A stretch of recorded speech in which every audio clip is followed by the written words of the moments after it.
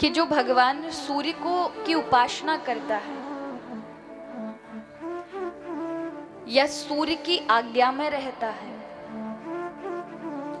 सूर्य भगवान उसको वो सक्षमता दे देते हैं जो संसार में आपको कोई नहीं दे सकता।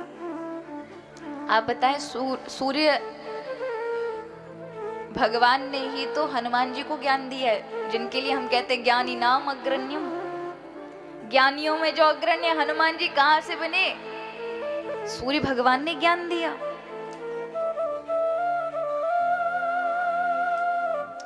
जो सुबह सुबह उठ करके सूर्य भगवान का स्वागत करता है, उन्हें अर्घ्य प्रदान करता है, सूर्य नारायण उन पर बड़े प्रसन्न होते हैं, उन्हें आरोग्यता प्रदान कर देते हैं, उनकी दरिद्रता को हर लेते हैं। जो सूर्य अस्त में सोता रहता है, जैसे कई लोग दिन में सोने की आदत बना लेते हैं ना, तो वो दिन में सो जाते हैं, ठीक है, सोइए 1 घंटे 2 घंटे, लेकिन सूर्यास्त के समय बिस्तर पर यदि आप लेटे रहे तो आपके घर में लक्ष्मी का वास चला जाएगा, दरिद्रता आपके जीवन में आ जाएगी। 2 समय कभी मत सोइए, एक ब्रह्म मुहूर्त में, प्रातः काल की वेला में, और एक सांझ के समय। अगर ये 2 समय यदि आप सोते हैं तो व्यक्ति दरिद्र रहेगा, वो व्यक्ति बुद्धि से हीन हो जाएगा। अगर ये 6 दोष नारायण के अंदर भी पाए गए तो मां भगवती लक्ष्मी भगवान को भी छोड़ देगी। कौन कौन से 6 दोष? ये 6 दोष जिसके अंदर होते हैं उससे लक्ष्मी चली जाती है जीवन भर, अभिशाप दे करके। अगर ये 6 दोष भगवान नारायण में भी मिल जाएं तो भले ही प्राण प्रिया हैं नारायण की, उन्हें भी छोड़ देंगे, क्योंकि गुण ग्राही है लक्ष्मी जी। वो 6 दोष कौन से हैं?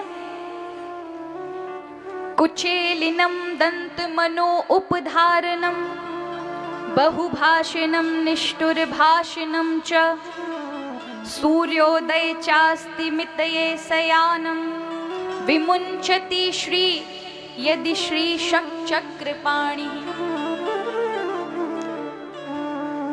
ऐसे समझे जो अपवित्र वस्त्र पहनते हो, पहला अवगुण, पहला दोष, जो मैले कपड़े पहन कर रहते हो, आज पहने कल भी पहन लिए, तो उसे कहते हैं कुचेलिनम वस्त्रम। जो ऐसे वस्त्रों को धारण करता है, मैले वस्त्रों को धारण करता है, उसके जीवन में लक्ष्मी चली जाएगी। दूसरा, जिसके दांत मैले रहते हो, मंजन ना करता हो सुबह उठ करके, कई बार होते ना लोग बड़े आलसी होते, भूल जाते, लक्ष्मी उसके यहाँ से भी चली जाती है। दूसरा, ज्यादा खाने वाला। अब कई लोग होते हैं ना महाराज कि खाते रहेंगे खाते रहेंगे खाते रहेंगे, सुबह से उठेंगे, दिन में खाएंगे, फिर शाम को खाएंगे, फिर रात को। संतों ने कहा एक बार खावे योगी, योगी लोग जो होते वो एक बार खाते, 1 बार खाए योगी, 2 बार खाए भोगी, 3 बार खाए रोगी, और जो 4 बार खाए बाकी तो मृत्यु ही होगी महाराज। उसे फिर कोई नहीं बचा सकता, क्योंकि जो खाए जा रहे खाए जा रहे खाए जा रहे, फिर क्या होगा? फिर आपका स्वास्थ्य खराब होगा। ज्यादा खाने वाले जो अति मचा देते हैं, फिर वो जल्दी चल भी बसते हैं। हर चीज की अति नहीं होनी चाहिए, अति ही आपके जीवन में हानि पहुंचा सकती है। ना इतने आलसी बने, ना इतने जीवन में गंभीर बन जाएं कि उसमें से रस ही निकल जाए। अब जैसे वीणा जो होती है, तानपुरा जो होता है, उसके तार यदि ढीले छोड़ दिए तो भी स्वर पैदा नहीं होगा, ज्यादा कस दिए तो भी नहीं होगा, बीच का रहना चाहिए महाराज, ना अति कस के ना अति ढीले। ऐसे में से ही स्वर पैदा हो सकता है। उसी प्रकार जीवन होना चाहिए, ना अति कस के कि भाई अब तो कुछ नहीं, बस त्यागी रहेंगे। ये तो वही संतों का स्वभाव है, लेकिन ना सामान्य लोगों के लिए नहीं है। इतने भी गंभीर मत बनिए कि रस ही पैदा ना हो, और ना अति इतने आलसी बन जाइए कि फिर जीवन में से रस पैदा होने की उम्मीद ही ना बचे। तो ज्यादा ना खाएं। अब जैसे ऐसे समझें, इतना भोजन कम करना चाहिए, इतना खाना चाहिए बस। क्या आप अगर पेट पर हाथ रखें ना तो उसमें एक लचीलापन हो, कितना हो, ऐसा नहीं कि महाराज हो ही ना लचीलापन और बस भर लेते हैं। कई बार लोगों को देखा है, इतना खाते जाएंगे, जब बात आएगी ना रात्रि के भोजन की, बोले नहीं अब नहीं, बस बहुत खा लिया, अब हमारे पास बिल्कुल भी जगह नहीं है कि हम खा सके। ऐसे समझे पेट के 4 हिस्से करिए।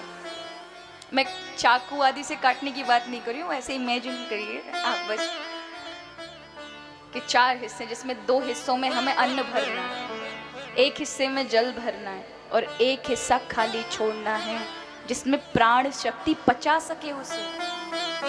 कल भी बताया था, हवा जा सके, हवा से भरिए, वही प्राण शक्ति उस सबको पचाएगी। लेकिन हम चारों भर लेते महाराज अन्न से, तो होगा क्या, वही अन्न फिर हमारे लिए व्यवधान बन जाता है, वही पीड़ा बना देता है, वही स्वास्थ्य को ज्यादा चर्बी हो जाएगी, वही स्वास्थ्य को बिगाड़ देगा। यही से तो रोग आरंभ होते हैं। पूर्व में बुजुर्ग बड़े ध्यान पूर्वक खाते थे महाराज, हर एक चीज लिमिट से होती थी। आजकल की तरह नहीं महाराज, जो मन में आया, खासकर जो मेरी हम उम्र के युवा होते वो बाहर जा कर के कई कुछ खा रहे होते 24 घंटे, और खासकर बहनों की तो महाराज 24 घंटे दिव्या चल रही होती है, कभी ये खाया कभी वो खाया। और कई मेले में पहुंच जाए तो भाई पूछो मत, क्या भाई क्या बहन टूट पड़ते हैं जहाँ कुछ भी मिल जाए। किसी मॉल में चले जाएं, वहां चले जाए तो खाएं, अच्छी बात है, लेकिन एक सीमा तक, सीमित तक। ज्यादा खाएंगे तो वही चीजें आपके लिए परेशानी बन जाएंगी। तो अत्यधिक ज्यादा भोजन ये भी एक दोष है, इससे लक्ष्मी रुष्ट होती है। दूसरा, जो गलत बोलता है, कठोर शब्द बोलता है अपने लोगों से, घर में काम करने वालों से, पड़ोसियों से, परिवार के बालकों से, घर की धर्म पत्नी से, जो कठोर वचन बोलेगा लक्ष्मी उसके घर से चली जाएगी। क्यों? क्योंकि कठोरता प्रिय नहीं है। इसलिए हमेशा प्रयास करिए अपनी वाणी में मृदुपन लेकर आए। इतना मिठास, अगर किसी को आप कुछ नहीं दे सके, कम से कम वाणी का तो मिठास दीजिए जो भगवान ने आपको दी है, उसका तो गलत उपयोग ना करें। तो पहला, ये 6 दोष हैं। पहला कौन सा? पहला है गंदे मैले वस्त्र ना पहनना, जो पहनेगा लक्ष्मी चली जाएगी उसके जीवन से। दूसरा, दांत मैले नहीं रखने हैं। तीसरा, ज्यादा नहीं खाना। चौथा, कठोर नहीं बोलना है। ये अगर 6 गुण अगर आप में आ गए तो लक्ष्मी घर में वास करती हैं, लक्ष्मी जा नहीं सकती। और 2 दोष जो होते हैं वो ये है कि सूर्यास्त के समय सोना और सूर्य उदय पर भी सो जाना। सूर्य उदय हो चुके फिर भी सोते रहना, उनके जीवन से तो ओजस्वता चली जाती है, बुद्धिमत्ता चली जाती है, और लक्ष्मी तो आती ही नहीं है। इसलिए हमेशा, अब आप देखें, बड़े बड़े जो हमारे भारत के अंदर उद्योगपति हैं, उनकी अगर सफल व्यक्तियों की दिनचर्या को देखें ना, तो वो कई ऐसे उद्योगपति हैं जो 3 बजे बिस्तर छोड़ देते हैं। उनकी पीढ़ी दर पीढ़ी, अभी भी उनकी पीढ़ियों में कई युवा हैं जो 3:30 बजे तक अपना बिस्तर छोड़ देते हैं और रात्रि के 10 बजे सो जाएंगे।